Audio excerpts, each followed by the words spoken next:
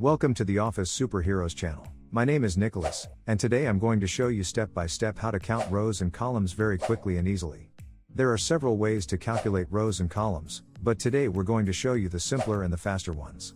So we're not going to waste any more time and we're going to demonstrate this.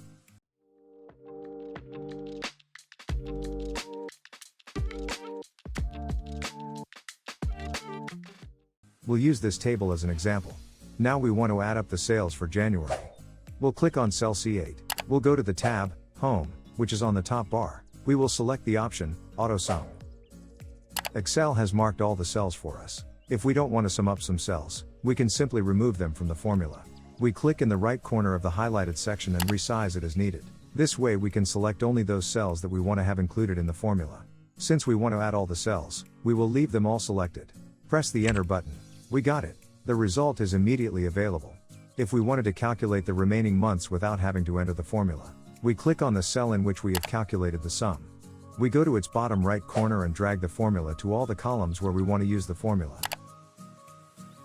If we want to add up the sum in the first row, we click on the cell titled Total.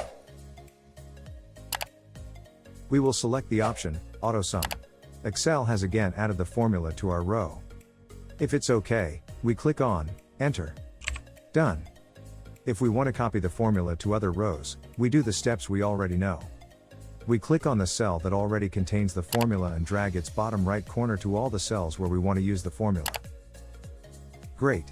Thank you for watching this video. I hope it was helpful to you. If so, let us know via comment or liking on how to quickly and really easily learn how to work with Excel. In that case, don't forget to subscribe. That's all for me. I'm Nicholas from Office Superheroes and I hope to see you in the next video.